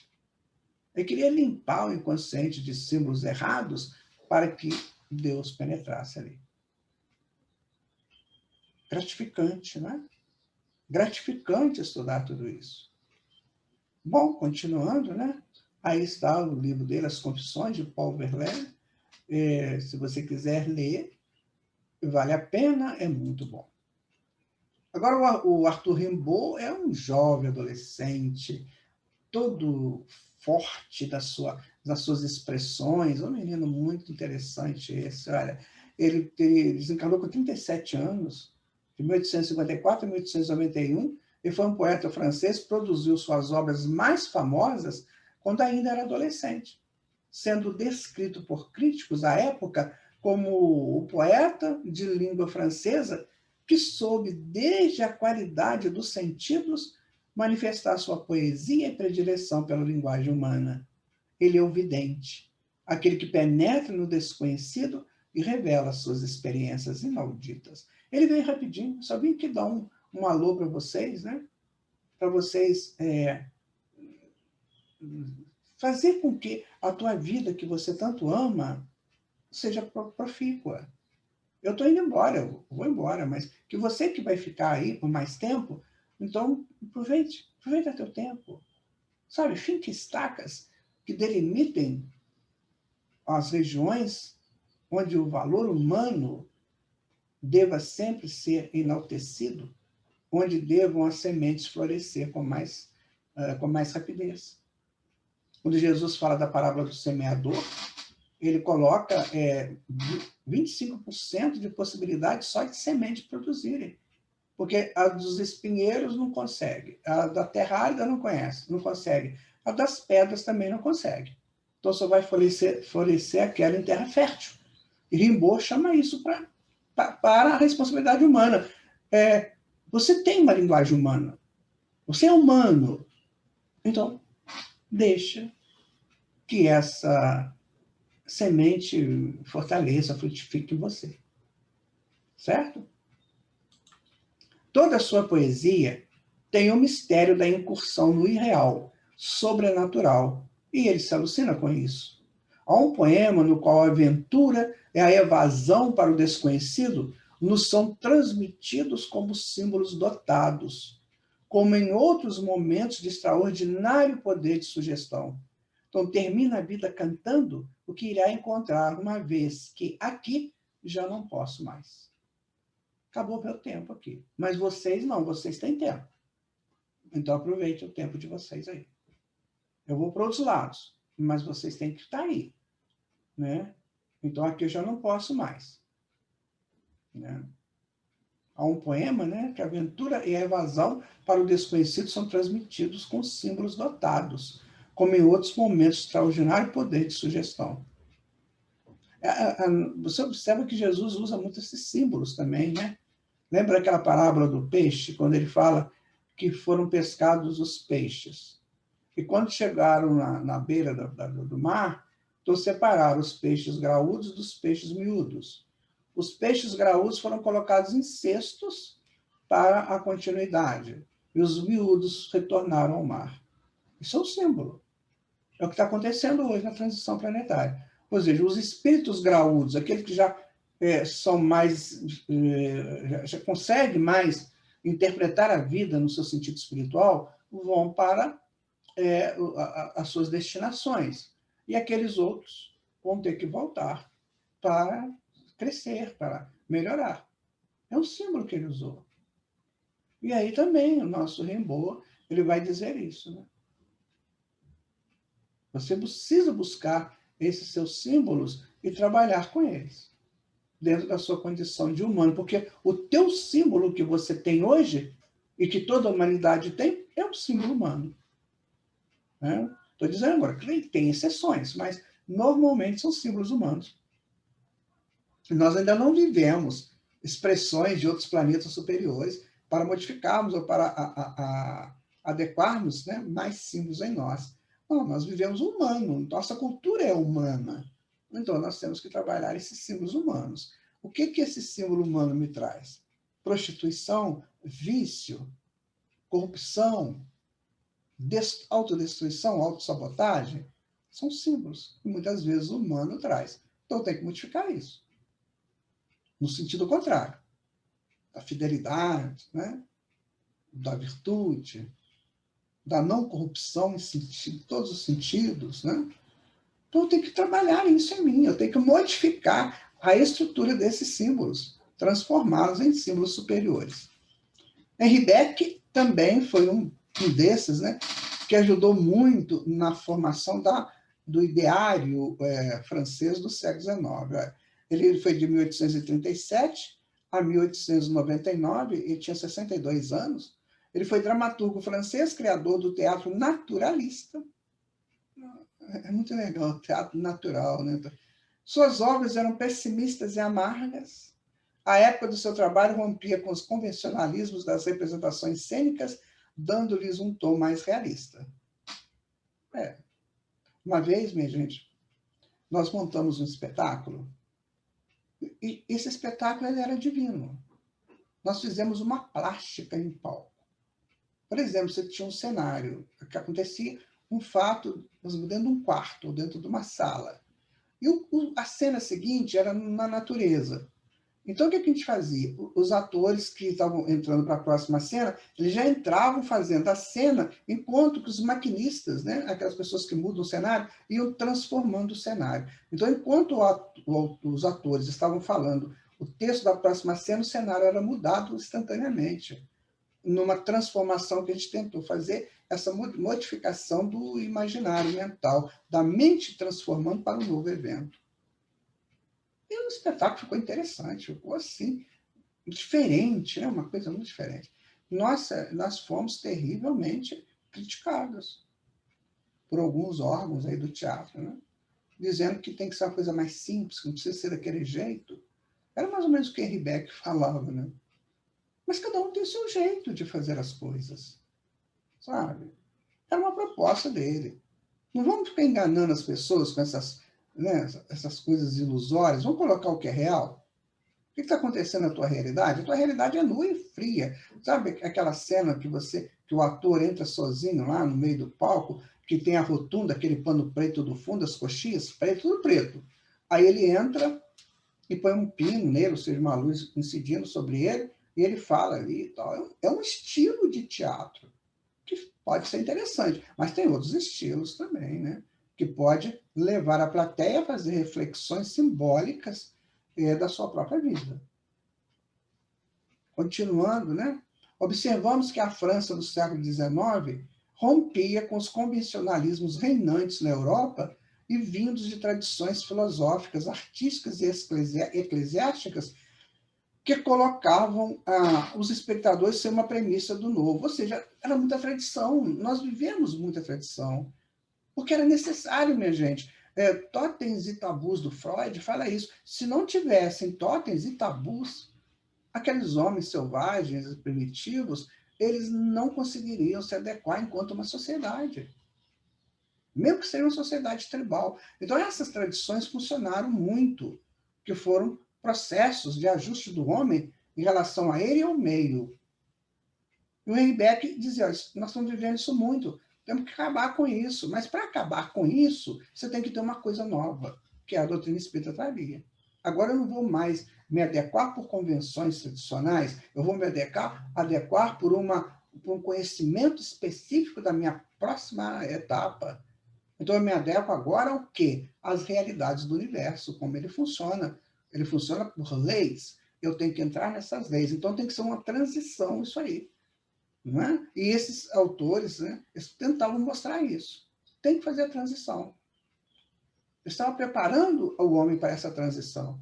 Então, Henri Beck foi um daqueles que colocou as pessoas para refletir nas angústias da época, a fim de que pudesse romper as amarras e entender de si do futuro. Então, fazia isso. Sai dessa tradição. Mas, quando você sai, você coloca outra coisa. É assim que a gente faz. Você tira uma coisa do seu coração ou da sua mente, coloca outra. Porque sua mente fica divagando. Aí ela vai sentir o luto, ela vai ter a sensação de perda. Então, você tirou alguma coisa, eu não quero mais isso assim, tudo bem, então coloque outra coisa e que seja superior. Principalmente espiritualmente. Foi isso que Henri Beck fez. Então, a sociedade vinha naquela tradição toda e falou, olha, isso aí já não vai mais funcionar. Então, virar outra coisa. Então, vamos nos preparar para essa outra coisa. Percebe o trabalho do Henri Beck? Victorien Sardou, esse é muito conhecido no movimento espírita, né? Ele, de 1831 a 1908, ele viveu 77 anos, foi dramaturgo francês, conhecido pelas suas comédias. Boa parte delas traduzidas para o português, constituindo parte frequente do repertório do teatro amador.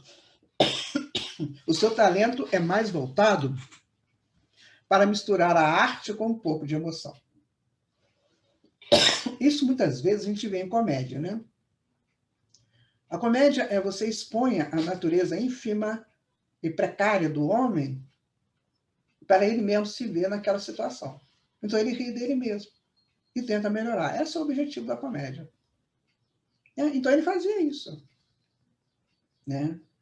Então, botar emoção aí. Ó. Tá vendo? Você está fazendo uma coisa errada. Muda isso aí. Então, porque, na verdade, minha gente, era bem diferente a plateia. do passado com a plateia do futuro. A plateia do futuro ela vai lá como um fator de diversão, para comer pipoca, essas coisas. O passado não, eles iam para assistir uma história. Né? Eles iam lá assistir uma história. E tentar se modificar pela história.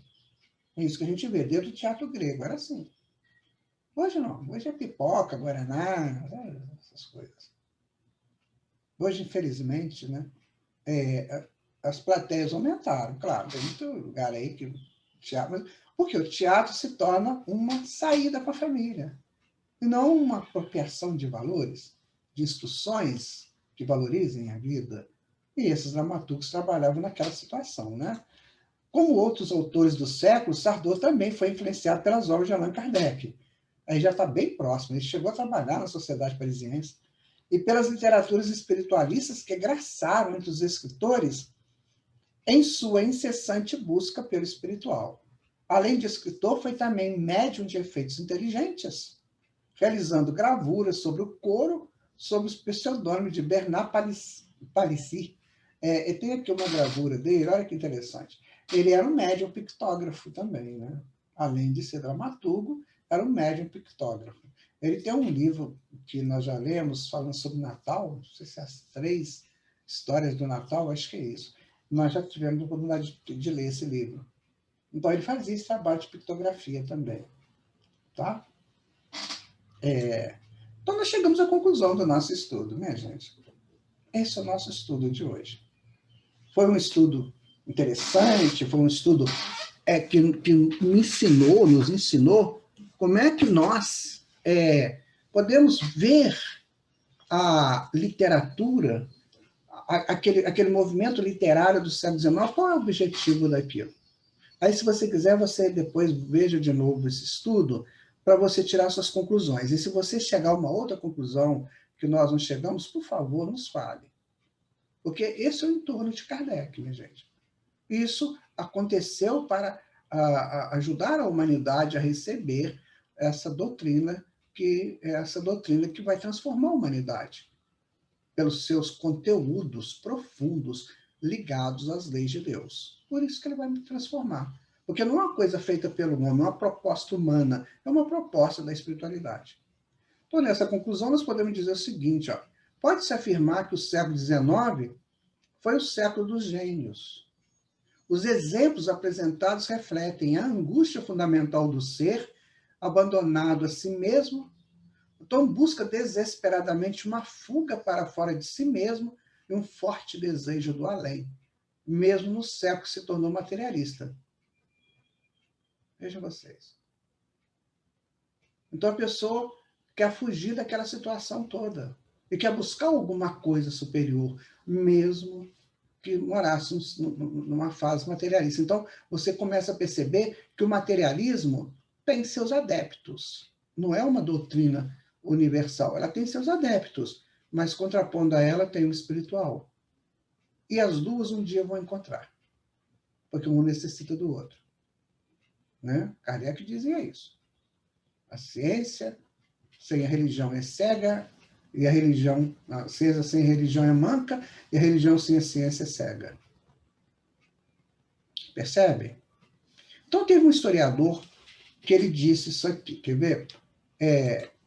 O período do século XIX, né, é qualquer coisa como uma enorme desgovernada estação ferroviária, onde vão chegando várias composições que não deveriam estar ali, que já deveriam ter cumprido seu itinerário décadas ou séculos atrás. Mas insistem em seguir adiante, misturando-se a outras apenas prontas para zarpar. Os passageiros atônitos não sabem em que composição embarcar, se nas que estão partindo para o futuro, se nas que estão chegando do passado. Não sabem também ao certo se aquelas não poderão levar de volta a este, nem que rumo seguirão, se para a frente ou para trás, as locomotivas do passado. Não sabem também tampouco se algumas ou todas não conduzirão a lugar nenhum. A sensação é a de que o grande comboio da história perdeu o rumo pausado que conhecera até então.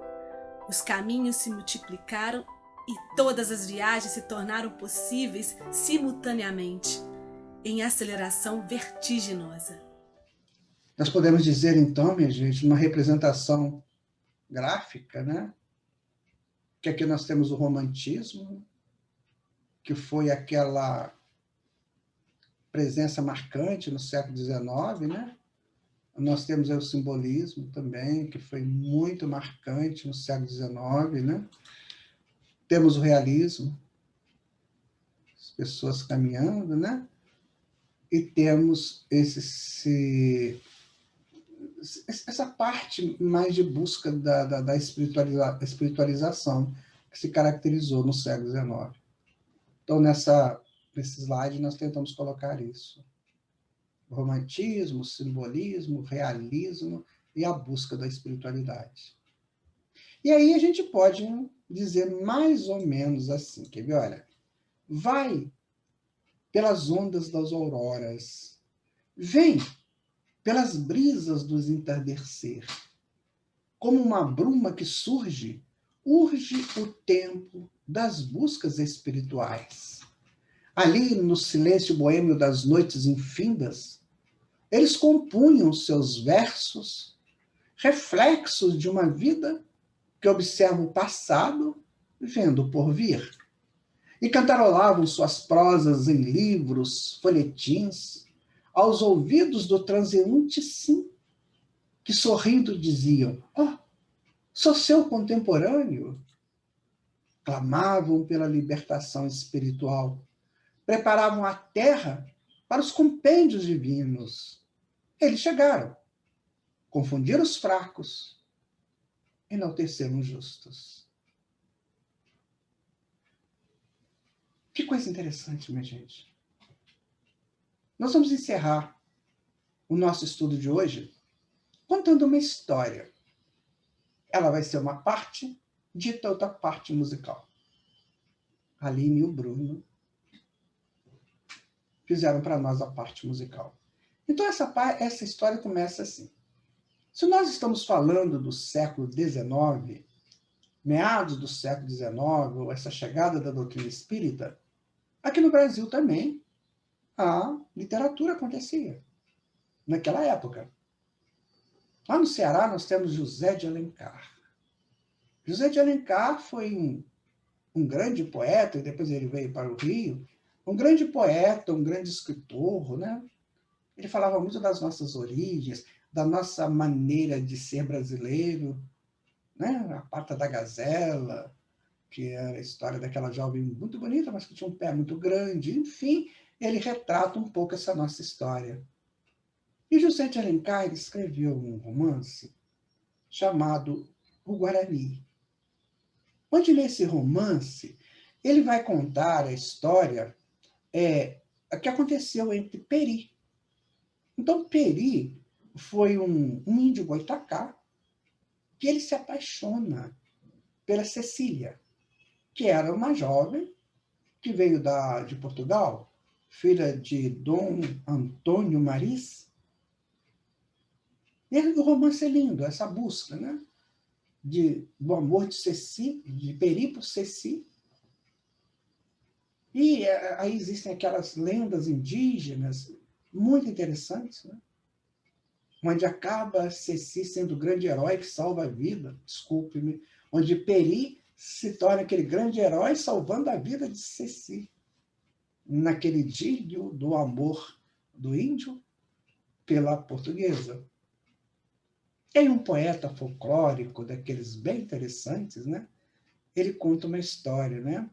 Essa história foi escrita em Iguatu, lá no Ceará. É uma história folclórica, está no imaginário, né, do folclore brasileiro.